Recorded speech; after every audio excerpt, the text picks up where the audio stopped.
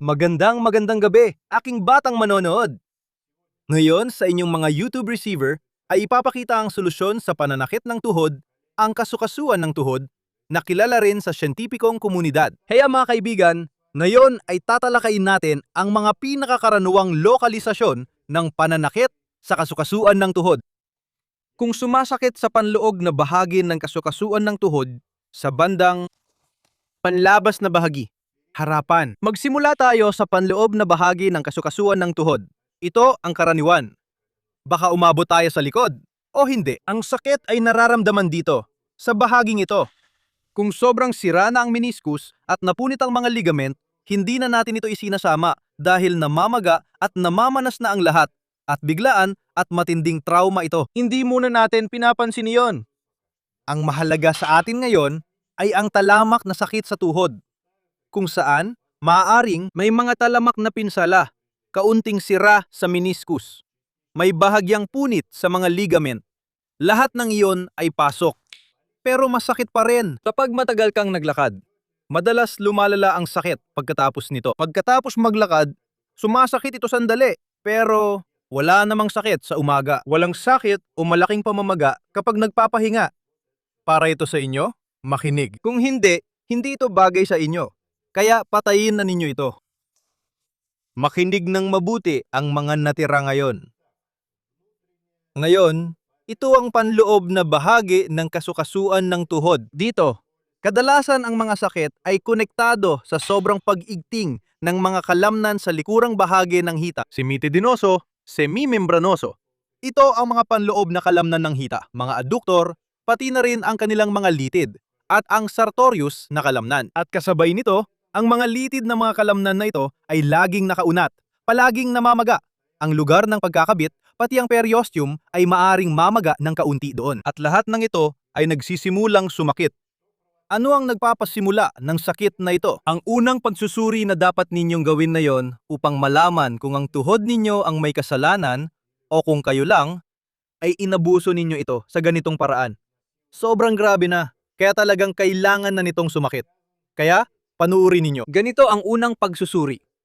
Heto ang tuhod ninyo, ang patela, at ang tuhod na pag-uusapan natin. Nasa ibaba niyan ang paa. At ngayon, ano ang dapat gawin?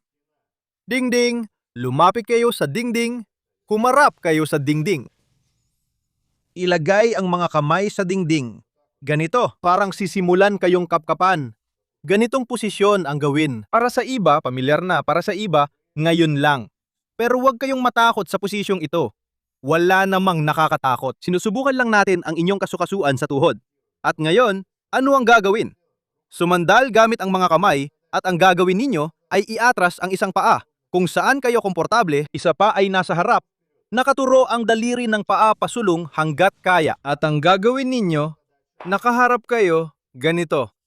Ang gagawin ninyo ngayon ay igalaw ang tuhod pasulong, yung nakasanayan ninyo, at tingnan kung paano ito gumagalaw papunta sa unahan. Ano ang mga posibleng paraan? Tingnan ninyo. Una, ang tuhod ay pumapasok dito sa loob, kaugnay ng hinlalaki ng paa. Masama ito. Ang tuhod na papunta sa hinlalaki ng paa ay normal. Ang tuhod na papunta sa gitna ng paa ay normal. Ang tuhod na papunta sa maliit na daliri ng paa ay katanggap-tanggap. Pinakamasamang posisyon ay ganito. Papaloob. Kapag ang tuhod ay nakaharap sa loob, habang nakabaluktot, ito ay nagdudulot ng sobrang bigat sa loob na bahagi ng kasukasuan ng tuhod. Kung ganito kayo gagalaw sa buong buhay ninyo, kung ganito kayo aakyat at bababa sa hagdan, tumalon, tumakbo, sumipa ng mataas na may pag-ikot, hindi tatagal ang tuhod ninyo. Pangalawang pagsubok. May biglang baitang sa inyong daraanan. Ang gagawin ninyo ay ilagay ang paa sa baitang may ito. Paano kaakyat sa baitang? Una, ililipat mo muna ang bigat ng katawan mo paabante. At dito, kailangan mo ring tingnan kung saan papunta ang tuhod mo. Kapag ang tuhod nasa loob ng saklaw ng paa, gaya ng ginawa natin kanina, ayos lang yon. Kung papasok dito, kadalasan inihaharap ng tao ang paa palabas, kapag pumapasok ang tuhod niya at nagkakaroon ng pakiramdam na parang ang tuhod niya ay nakaharap dito sa unahan. Kasi kung sa test na ito ay lumalabas na ang tuhod mo ay dito nakabaluktot. Ayan, hindi ka maglalakad ng ganyan. Bihira kang makakita ng ganitong tao sa daan. Karaniwan, umayon ang paa sa galaw ng tuhod. Lumiliko ito palabas. Ganito ang paraan at ang nakasanayang pag-apak ng taong ito, pati na rin sa hagdan, ay ganito. Ibig sabihin, nakaharap palabas ang paa para mas madali niyang magawa ang paggalaw ng tuhod papaloob. Pero kung titignan mo ngayon ang posisyon ng tuhod at paa, nakikita mo ba kung saan ito lumilihis? Sobrang papaloob mula sa hinlalaki ng paa. Maganda ba ito? Subukan ninyong sagutin ang tanong na ito sa mga komento. Ang tamang sagot ay masama. Sa mga sumagot ng tama, saludo ako sa inyo.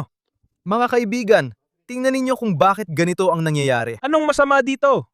Ang totoo niyan, may partikular na anggulo ng optimal na paggalaw ng kasukasuan kung saan pantay ang bigat na napupunta sa lahat ng bahagi ng kasukasuan. Mga ligamento, menisko, kartilago, kahit ano, pati kalamnan. May anggulo ng galaw na nasosobrahan ang ilang bahagi sa bigat.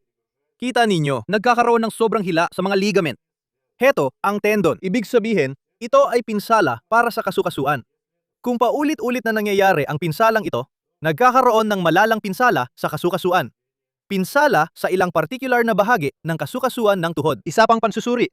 Gusto nyo? Tingnan kung kailan pa ito pwedeng mapinsala. Tumayo tayo at ilapit ang mga paa. Ganito ang pag-ikot. Huwag biglain para hindi ito ang huli. Dahan-dahan lang umikot. Kung may kumalabog o kumrak, huwag mag-alala. Ngayon, tingnan natin habang umiikot. Halimbawa, hayaan ninyong ang kanang balikat ay mapunta sa likod, kaliwa sa harap, at makikita nyo ang kaliwang tuhod. Iyong nasa panig na umabante ang kaliwang balikat. At ang tuhod din na ito, pumasok din sa loob. Kita nyo, masama rin itong palatandaan.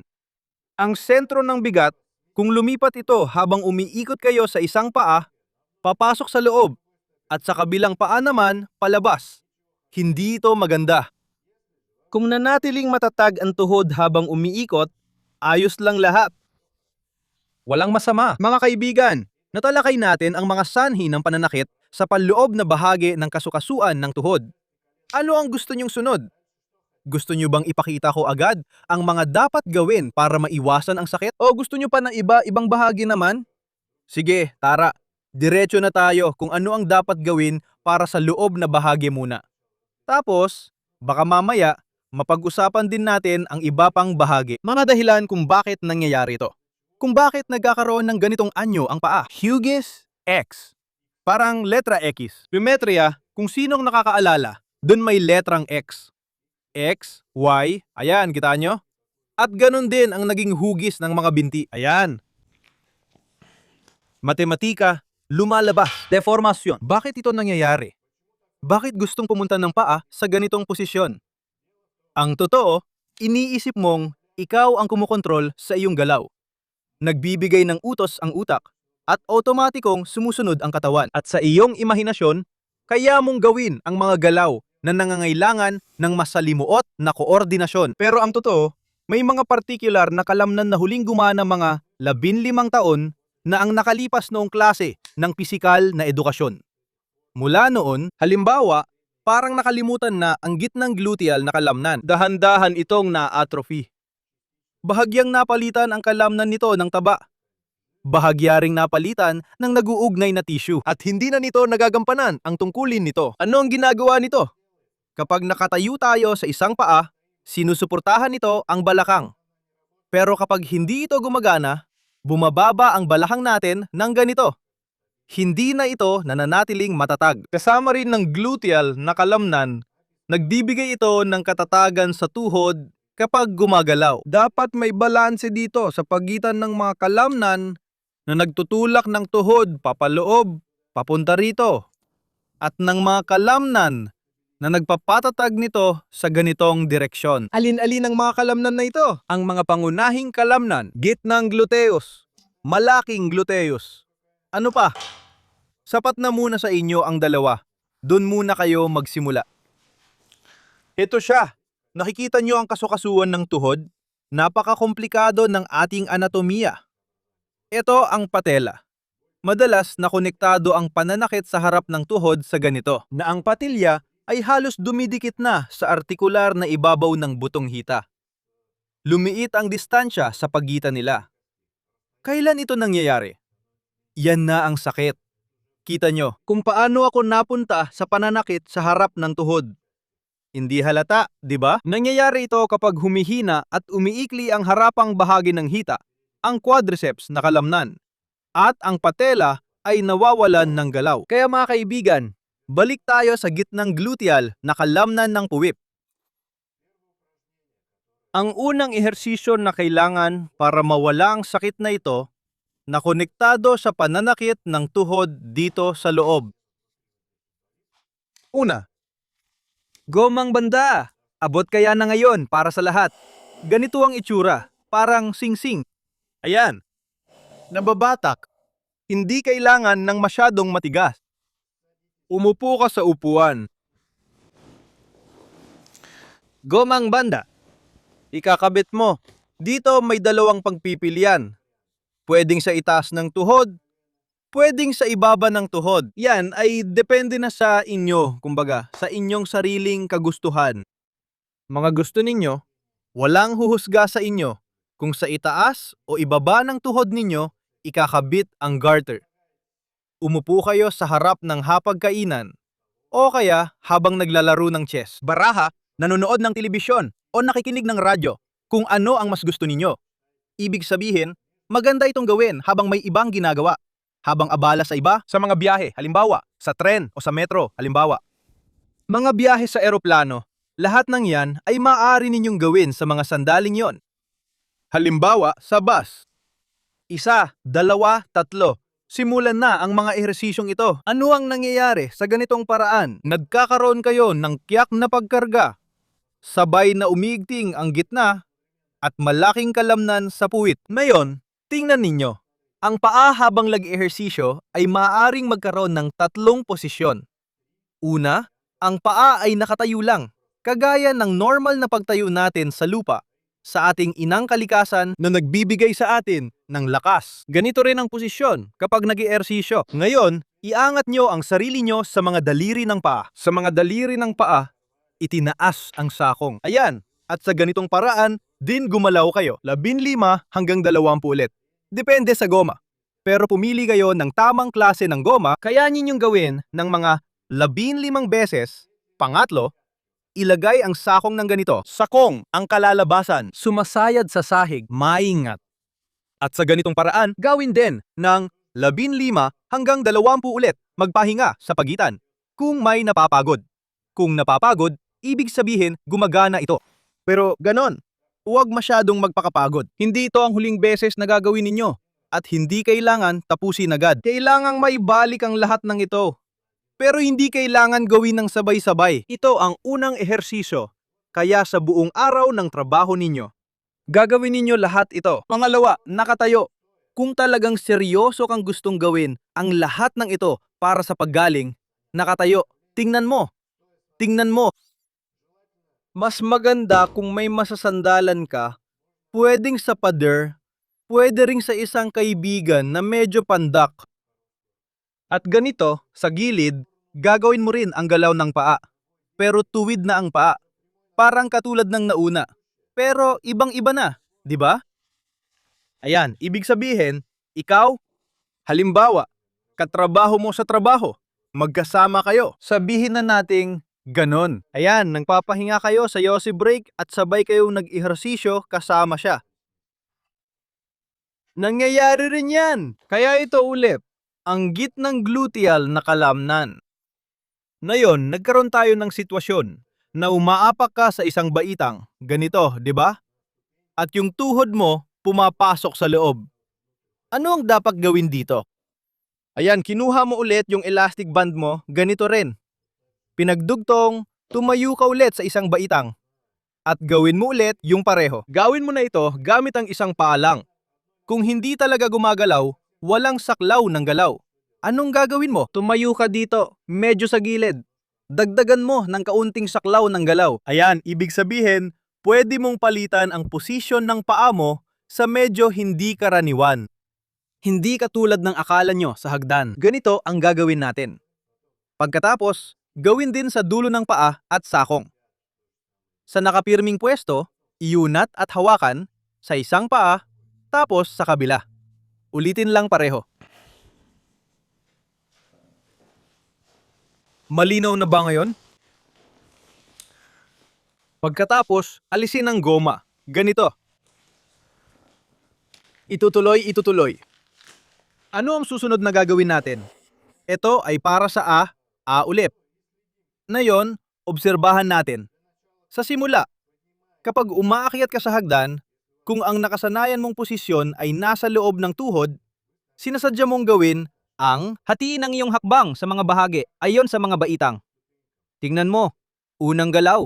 Tapos, may pangalawang galaw na nakasanayan mo. At sa halip na pangalawang galawa, dalawa ang gagawin mo.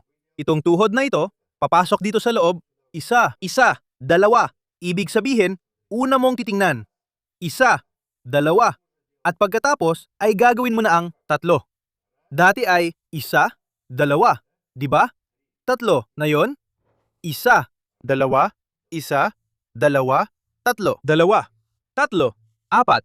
Malinaw. Natandaan. Sige mga kaibigan. Susunod natin ay liko. Sino ang nakapansin na habang lumiliko siya, ang tuhod niya ay ganito ang pagkakayuko? May magandang balita para sa inyo.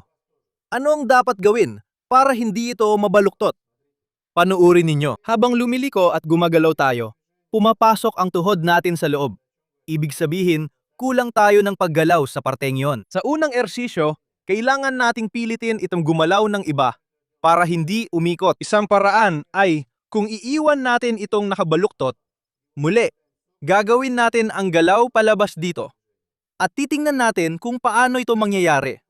Bago lumiko, gagawin natin ito dito.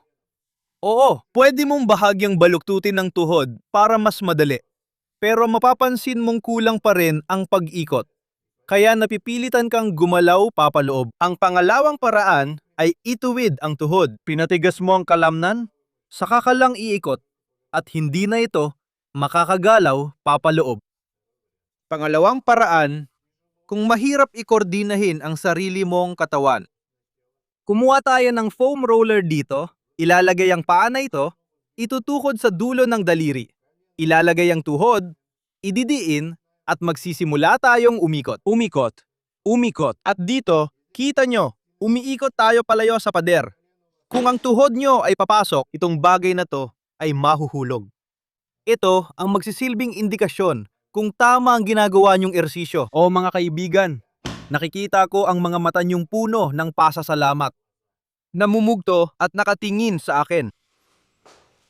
May ilan na napaluha sa tuwa. Naiintindihan ko. Huwag ninyong sarilinin sa komento. Pakiusap lahat ng inyong paghanga at pagbate. Maaari ninyong iwanan ang inyong mga pagbate at mabubuting hangarin. Bukas ang mga komento para sa lahat sa ngayon. Para sa mga gustong maglakad at magkaroon ng kontrol sa katawan, may kumpletong programa para sa inyo sa link sa description. Ito ay programa sa biomekanika ng paggalaw, kung paano matutong igalaw ang katawan habang naglalakad at sa iba pang galaw. Maaari ninyong ma-access, pakibasa po. At sa iba naman, hangad ko po ang lahat ng mabuti. Hanggang sa susunod na palabas.